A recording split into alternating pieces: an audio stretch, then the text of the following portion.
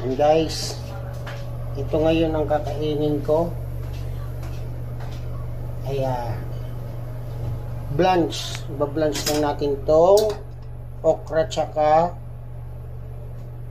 ito broccoli. Yan ang magiging kanin ko lang. Ipapartner ko dito ko ipapartner sa adobong manok. Ayan. Wala nang kanin. Yan na yung kanin. Okay, pwede na to. Una muna. Blanch natin. Blanch na lang natin yan. Hainin natin to.